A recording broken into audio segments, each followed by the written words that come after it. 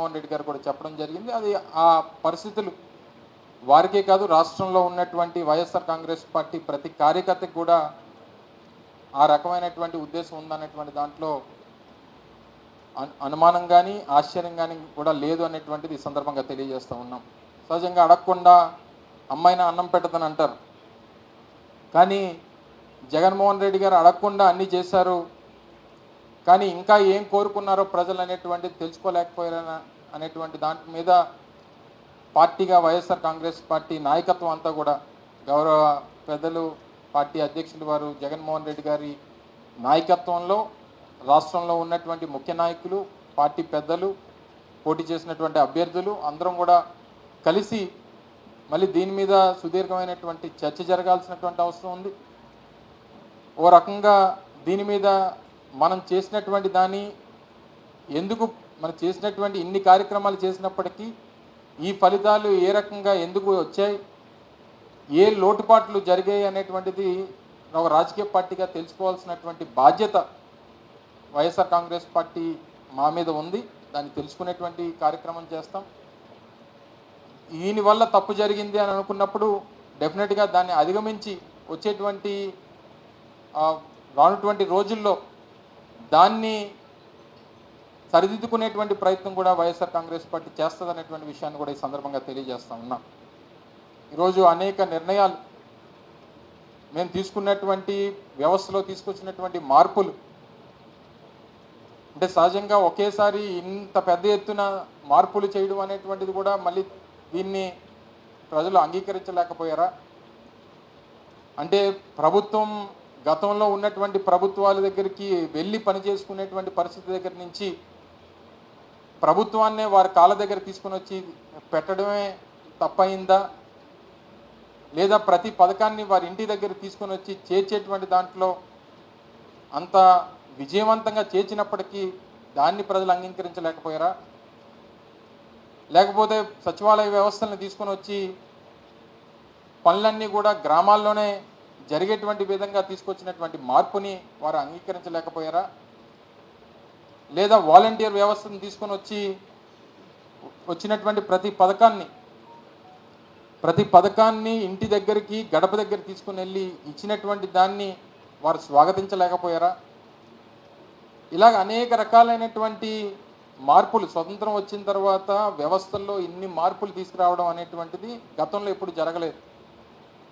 నూతనంగా ప్రభుత్వ ఉద్యోగాల కల్పన కానివ్వండి, దాదాపు సచివాలయ వ్యవస్థ ద్వారా 1,30,000 మందికి ఉద్యోగ అవకాశాలు కానివ్వండి, అలాగే ఆర్టీసీకి సంబంధించినటువంటి ప్రభుత్వంలో విలీనం చేసేటువంటి దాంట్లో కానివ్వండి, ఇలా రకరకాలైనటువంటి నిర్ణయాలు వ్యవస్థల్లో తీసుకొని వచ్చి మార్పులు తీసుకొని వచ్చి ఇన్ని పెద్ద ఎత్తున చేసినటువంటి సంస్కరణల్ని ప్రజలు స్వాగతించలేకపోయారా?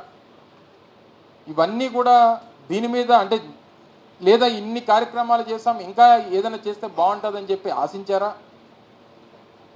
వీటన్నిటికి కూడా క్వశ్చన్ మార్క్స్ అనేటువంటిది వైఎస్ఆర్ కాంగ్రెస్ పార్టీ మీద ముందు ఉన్నాయి. దీనికి అన్నిటి కూడా సమాధానాలు వెతుక్కోవాల్సినటువంటి అవసరం మా మీద ఉంది. డెఫినెట్గా ఆ రకంగా ముందుకెళ్ళేటువంటి ప్రయత్నం చేస్తాం. అన్ని రకాలుగా కూడా ఈరోజు నిన్న ఫలితాలు వచ్చిన తర్వాత చంద్రబాబు నాయుడు గారు కానీ తర్వాత పవన్ కళ్యాణ్ గారు కానీ మాట్లాడినటువంటి మాటలు చూస్తాం. పవన్ కళ్యాణ్ గారు ఏ రకంగా దాడులు చేయాలనేటువంటిది మా ఉద్దేశం కాదు అనేటువంటి మాట వారు వ్యతిరేకంగా వారు చెప్పారు. చంద్రబాబు నాయుడు గారు ఆ మాట చెప్పినట్టుగా నేనైతే చూడలేదు. కానీ గడిచినటువంటి 48 గంటలుగా రాష్ట్ర వ్యాప్తంగా అనేక ప్రాంతాల్లో జరుగుతున్నటువంటి దాడుల్ని దయచేసి ఖండించాల్సినటువంటి బాధ్యత కూడా ప్రతి ఒక్కరి మీద ఉంది. ఇంట్లోంచి బయటికి పిలిచి పేరు పెట్టి పిలిచి బయటికి ఏ రకంగా దాడులు చేస్తున్నారు అనేటువంటిది మనం చూస్తూ ఉన్నాం. సామాన్యమైనటువంటి ప్రజల్ని వైఎస్ఆర్ కాంగ్రెస్ పార్టీకి ఓటేశారని చెప్పి అనుకున్నటువంటి ప్రతి ఒక్కరిని ఇళ్లలోంచి బయటికి పిలిచి కొడుతున్నటువంటి సందర్భాలు కూడా మనం చూస్తూ ఉన్నాం. ఇది ప్రజాస్వామ్యానికి ఏ రకమైనటువంటి మెసేజ్ని ఇస్తుందో అనేటువంటిది కూడా వారు ఇంకా ప్రమాణ స్వీకారాలు చేయకముందే ఈ పరిస్థితి ఉంది. ఒకసారి ఆలోచన చేయమని చెప్పి కోరుతా ఉన్నాం. గెలిపోవటములు అనేటువంటివి రాజకీయాల్లో సర్వసాధారణంగా ప్రతి 5 సంవత్సరాలకు ఒకసారి ఎన్నికలు జరుగుతూ ఉంటాయి. తప్పకుండా దాన్ని ఏ రకంగా అధిగమించాలి, ఏ రకంగా ఓడిపోయినటువంటి వారు రేపు మళ్ళీ ఎలా గెలవాలని చెప్పి చూస్తాం. గెలిచినటువంటి వారు దీన్ని ఎలా నిలబెట్టుకోవాలనేటువంటి ప్రయత్నం చేయాలి. అంతే తప్ప ఈ రకమైనటువంటి పరిస్థితులు అనేటువంటిది ప్రజాస్వామ్యానికి సరైనటువంటి పద్ధతి కాదు అనేటువంటిది బలంగా నమ్ముతున్నటువంటి వ్యక్తులు. ఈరోజు ఉదాహరణకి నా వరకు నా కుటుంబం దాదాపు 10 ఎలక్షన్స్లో పోటీ చేశాం. 4-5 సందర్భాల్లో గెలిచాం, 4-5 సందర్భాల్లో ఓడిపోయాం.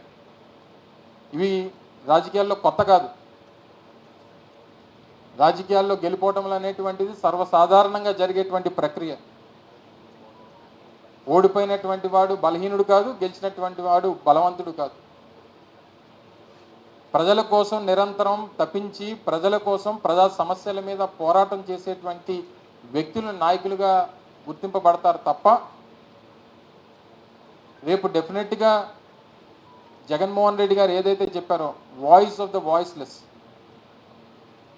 ప్రజల తరపున ప్రజా సమస్యల తరపున ప్రజలకు ఉన్నటువంటి అవసరాల తరపున గొంతుగ్గా నిలబడేటువంటి కార్యక్రమం నిరంతరం ఈ కంఠంలో ప్రాణం ఉన్నంత వరకు జరుగుతూనే ఉంటుంది అన్నటువంటి విషయాన్ని కూడా ఈ సందర్భంగా తెలియజేస్తా ఉన్నా. విశాఖపట్నంలో పుట్టి పెరిగినటువంటి వ్యక్తిగా ఈ ప్రాంతంలో అనేక తరాలుగా 3 తరాలుగా ఈ ప్రాంతానికి సేవలు అందిస్తున్నటువంటి కుటుంబం నుంచి వచ్చినటువంటి వ్యక్తిగా గతంలో శాసనసభ్యులుగా, మంత్రులుగా, పార్లమెంట్ సభ్యులుగా పనిచేసినటువంటి కుటుంబాల నుంచి వచ్చినటువంటి వ్యక్తులుగా ఈ ప్రాంతంలో ఉన్నటువంటి ప్రతి సమస్య మీద, ఉమ్మడి విశాఖపట్నం జిల్లాలో ఉన్నటువంటి ప్రజలకు ఉన్నటువంటి ప్రతి అవసరం మీద వారికి డెఫినెట్గా ప్రభుత్వం ఏర్పాటు చేసేటువంటి అవకాశం వచ్చింది. డెఫినెట్గా ఒక 6 months 1 year అనేటువంటిది సామాన్యంగా వారు పనిచేసేటువంటి దానికి, వారు నిర్ణయాలు తీసుకునేటువంటి దానికి, వారు తీసుకున్నటువంటి ఇచ్చినటువంటి హామీలు అమలు చేసేటువంటి దానికి డెఫినెట్గా ప్రతిపక్షంగా ఒక సమయం అనేటువంటిది అది మా బాధ్యత.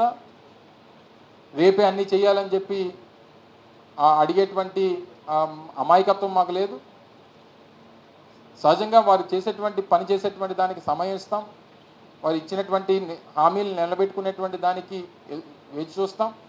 డెఫినెట్గా ప్రజలు ఏదైతే నమ్మి ఓటేశారో దాన్ని అమలు చేసుకునేటువంటి దాంట్లో ఏదన్నా లోటుపాట్లు ఉన్నప్పుడు డెఫినెట్గా వారి తరఫున మాట్లాడేటువంటి ప్రయత్నం, ఆ కార్యక్రమం కూడా మేము చేసేటువంటి బాధ్యత తీసుకుంటామని చెప్పి తెలియజేస్తూ ఉన్నాం.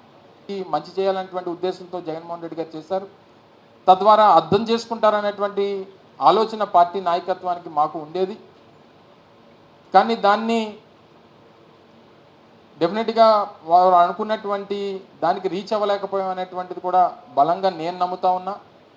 సో దాన్ని ఏ రకంగా ఓవర్కమ్ చేయాలనేటువంటి దాంట్లో కూడా పార్టీ పూర్తి స్థాయిలో పెద్దలు జగన్మోహన్ రెడ్డి గారితో కలిసి కూర్చొని ఏ రకంగా దాన్ని ఓవర్కమ్ చేయాలనేటువంటి ప్రయత్నం కూడా పూర్తి స్థాయిలో చేస్తాం. సో ఇవన్నీ ఒక ఎత్తున జరుగుతూ ఉంటాయి. ఇదంతా రాబోయేటువంటి కాలంలో తీసుకునేటువంటి ఆలోచనలు అని చెప్పి మీ ద్వారా తెలియజేస్తూ ఉన్నాం. ముఖ్యంగా నేను ప్రాతినిధ్యం వహించినటువంటి అనకాపల్లి నియోజకవర్గం, లేదా మొన్న నేను పోటీ చేసినటువంటి గాజువాక నియోజకవర్గంలో నా మీద పోటీ చేసినటువంటి అభ్యర్థి పెద్దలు పల్లా శ్రీనివాస్ గారు రాష్ట్రంలోనే అత్యధికమైనటువంటి మెజారిటీతో గెలిచినటువంటి సందర్భంలో వారు కూడా పూర్తి స్థాయిగా అన్ని రకాలుగా ఒక ఆయన మీద పోటీ చేసినటువంటి ప్రత్యర్థిగా గాజువాక ప్రాంత అభివృద్ధికి కావాల్సినటువంటి పూర్తి సహకారాన్ని అందిస్తాం. ఒక కన్స్ట్రక్టివ్ అపోజిషన్గా డెఫినెట్గా నిలబడతాం. అవసరమైనటువంటి ప్రతి చోట ఆ ప్రాంత అభివృద్ధికి కావాల్సినటువంటి సహకారాన్ని అందిస్తాం. ఏ రకమైనటువంటి ప్రజలకి అనుగుణంగా, ప్రజలకి అవసరాలకు అనుగుణంగా తీసుకున్నటువంటి ప్రతి నిర్ణయానికి స్వాగతిస్తాం. ఆ ప్రాంత అభివృద్ధికి కావాల్సినటువంటి ప్రతి విషయంలో పూర్తి స్థాయిలో సహకారాన్ని అందిస్తామనేటువంటి విషయాన్ని కూడా ఈ సందర్భంగా తెలియజేస్తూ ఉన్నాం. కానీ ప్రజా అవసరాలు, ప్రజలకు సంబంధించినటువంటి అంశాలు, ప్రజా వ్యతిరేక కార్యక్రమాలు చేసేటువంటి పరిస్థితుల్లో మాత్రం ప్రధానంగా పోరాటం చేయాల్సినటువంటి బాధ్యత ప్రజాస్వామ్యంలో మా మీద ఉంది. ఆ కార్యక్రమాన్ని కూడా ప్రజల పక్షాన నిలబడి చేస్తామనేటువంటి విషయాన్ని కూడా ఈ సందర్భంగా తెలియజేస్తూ ఉన్నాం.